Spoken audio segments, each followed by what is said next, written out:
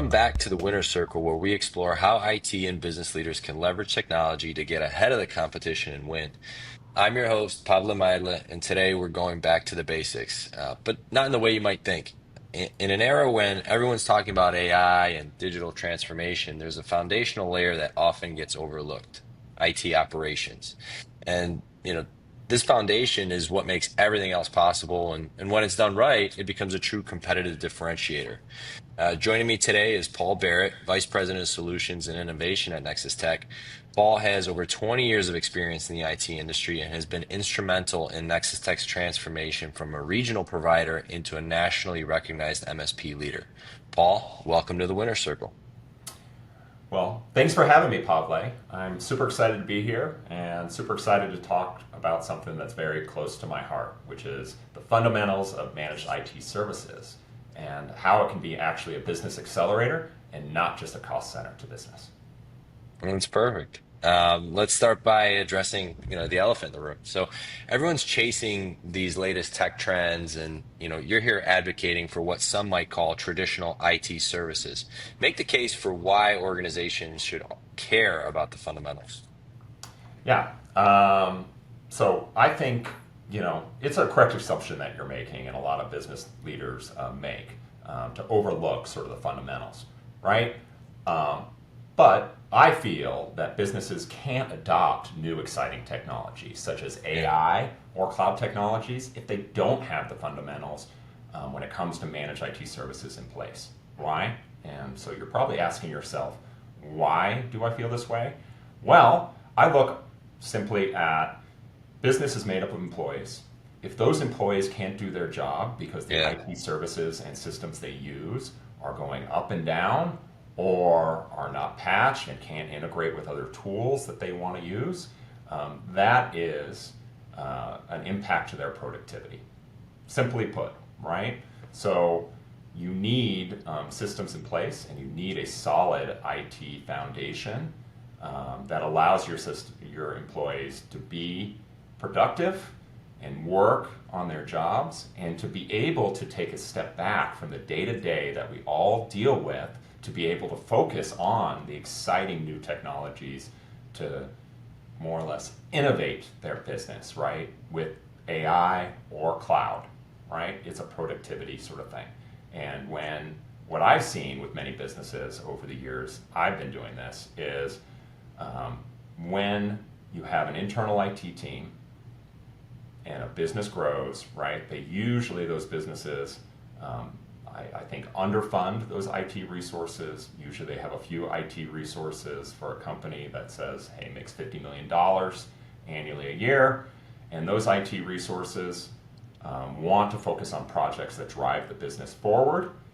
And what happens is the IT support for the employees starts to fall off, right? So those Yeah. employees pick up the phone, they say, hey, IT, can you help me with a problem? And it's like, hey, this is not a priority to me. I'll get back to you in a few days. That affects your productivity, and that starts spreading from department to department to department.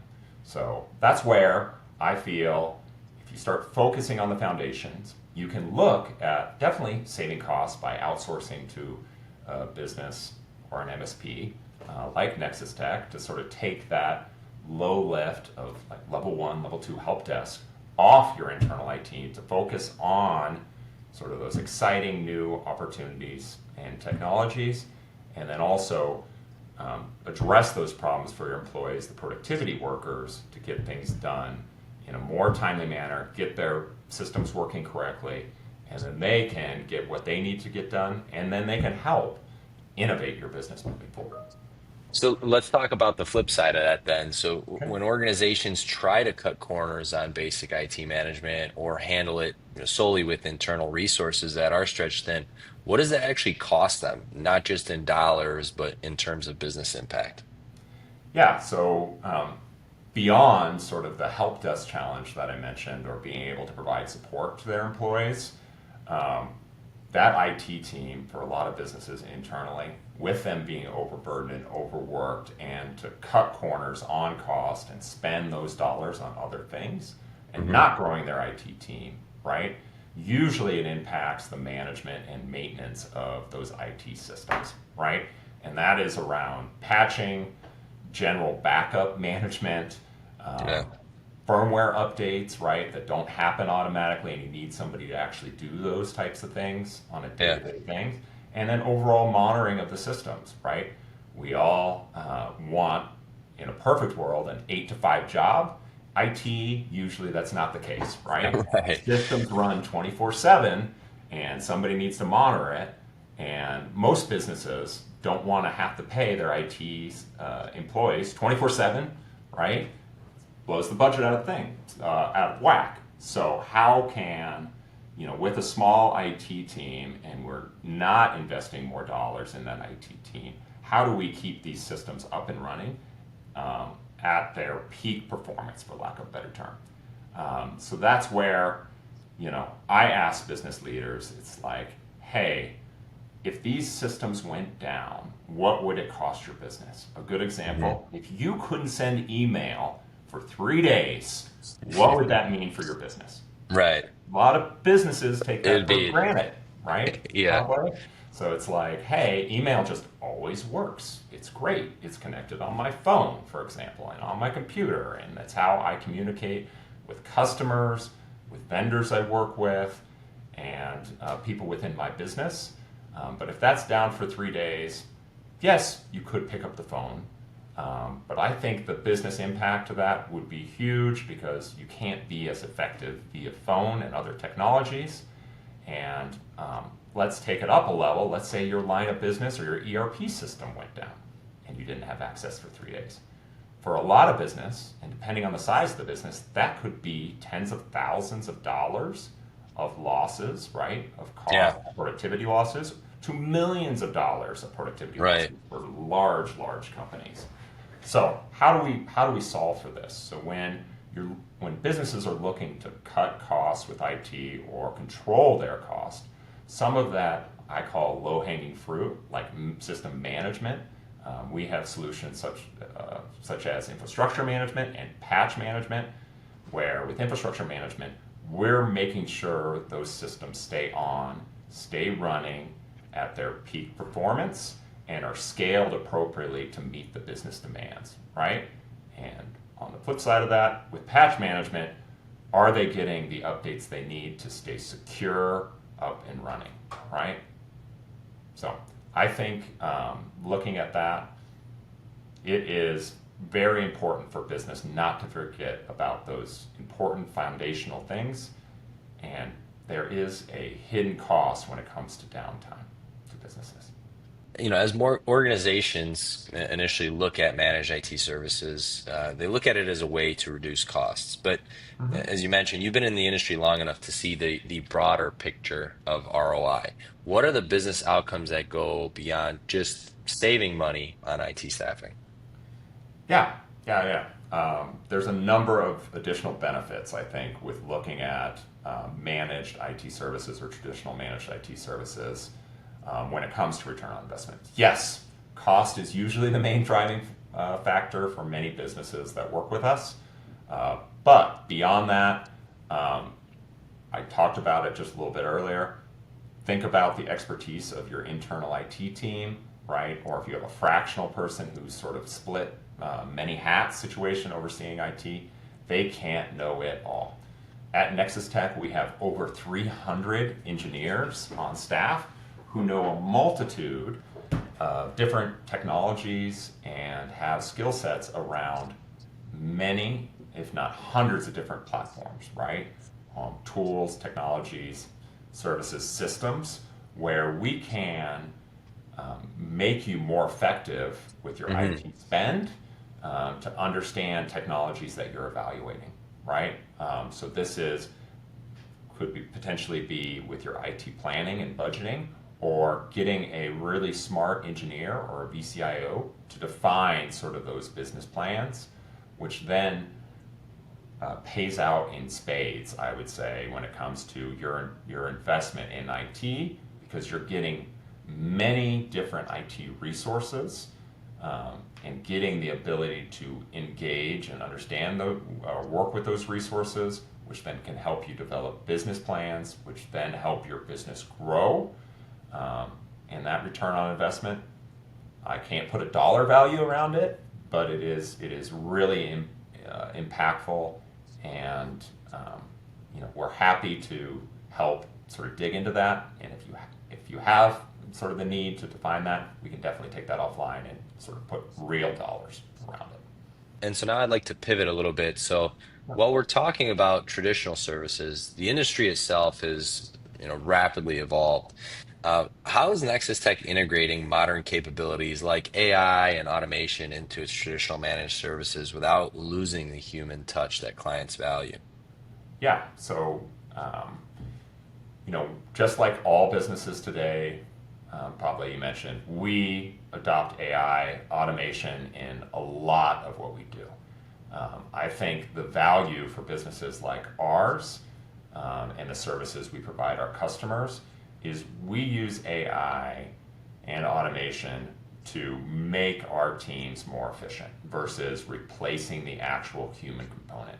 I personally came up through what we call field services, which is outsourced IT consulting. So I know firsthand the power of having that human to human interaction and talking about the struggles that businesses are running into, and me being the tactical person to work through it.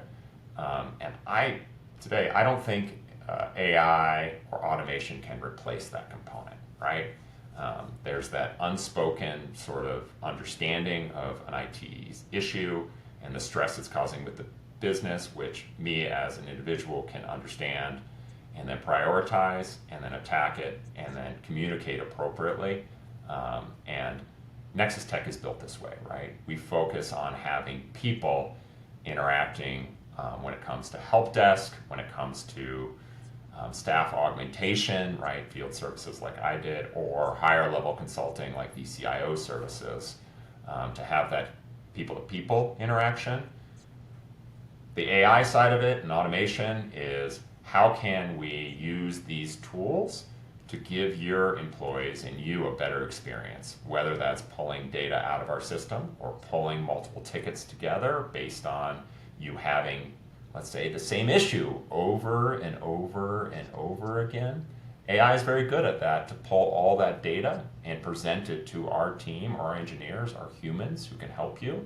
So then they have a better picture of what's going on and can understand your problem better, or the problem impacting your business better, to take their expertise and skill set and get a better outcome for you, right? And fix that problem once and for all, right? That's managed IT. IT at its simplest is how can we help you solution and fix your problem moving forward. But we are automating sort of that back end, and that's one example of what we're doing in managed IT services today.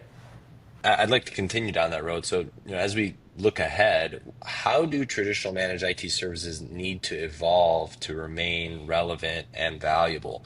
What should organizations be thinking about, as they plan their IT strategy for the next 3 to 5 years? Yeah, so I think information is going to be the key for the future, right? Everybody's talking data, data, data, data. So I think when it comes to a business planning their managed IT service strategy or their IT strategy, it's taking advantage of thinking about those future sort of technology and the bleeding edge technology, and how can their systems support that, and how can traditional IT service meet them where they are today, and then how can their partner or their internal IT team plan appropriately to get their business to grow, or put projects in place, implement solutions in place, have the staffing to implement those solutions to modernize their IT stack, right? A good example of this over the last, I would say, 10, 15 years is the pivot, and we've helped many companies by being their IT partner, from going to the traditional client server systems, which I know we have a number of businesses out there that still have a server sitting in their back closet or in a data center. I call them dust collectors or vacuums, right? So sitting there, and then they have a computer that connects to it, right? We've helped a number of businesses by stabilizing that system and make sure it's up and running, but then putting together and working with them via an traditional IT service to plan out how are they going to modernize that stack. 15 years ago, it was, hey, let's make sure your email is always up and running. Let's take that and let's get a plan together and figure out how we can move to Office 365. So I think everybody on this podcast probably has heard of them. If not, been under a rock probably.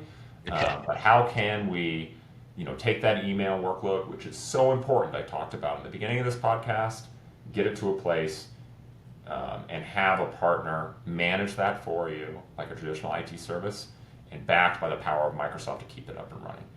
And on top of that, it's other projects. How can we get your accounting system up to the cloud? How can we align to different business goals, priorities, and growth strategies, maybe to build out an application? And it all starts with core IT, sort of taking what you are, how you are today, and then creating that 3-5 year sort of IT business plan to say, okay, here's what you need to do to secure your environment. Here's what you need to do to keep your environment running as it is today.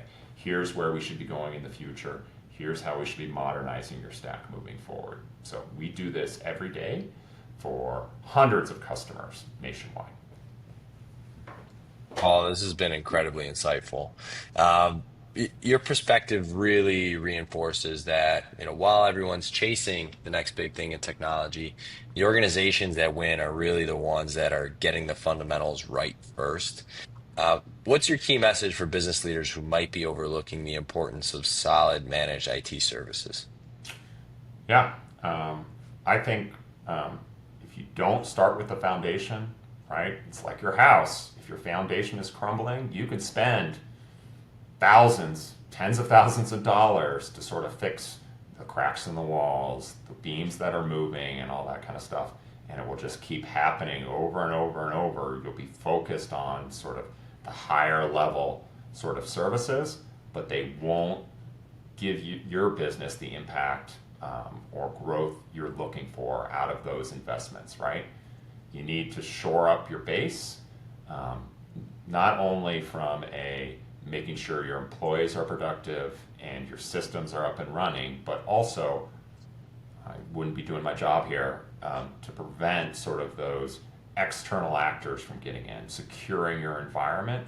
So all those efforts you put up, right, or invest in the modern and cutting edge technology, make sure you don't get undercut, right, by having a security incident for an unpatched system, right, that they weasel their way in to into one of your computers, move laterally, encrypt your whole environment, and then you're stuck, right, for a week, 2 weeks, a month trying to get your business back up and running. That kind of impact to any sort of project that you're working on or sort of any innovation that you're making on sort of the top level of the house, will get pushed back, and it just is not great for business. So key focus is, yes, I know it's not the exciting part of IT. My joke is like the plumbing of IT, right? Not super exciting, but you need a solid foundation to have a excellent looking house and to make sure you're not just pouring money into sort of these projects and um, onto a bad foundation. So, Thank you for joining us on the Winner Circle and reminding us that sometimes the best competitive advantage comes from doing the fundamentals better than everyone else. yeah. Thank you, Pavle. This has been great, and I encourage everybody to, visit our website, which is www.nexustech.com, which just got refreshed. So very excited about that, and learn more about our managed IT services there. You can definitely reach out to me and the team to talk more about it, and our great sort of resources on the sales and operations side to understand what kind of challenges you're running into to a business, and we can definitely create a plan moving forward. Thank you, Paul. Well, that's a wrap on today's episode of the Winner Circle. Remember, while innovation grabs headlines, operational excellence wins markets. We'll see you on the next one. Take care and goodbye now.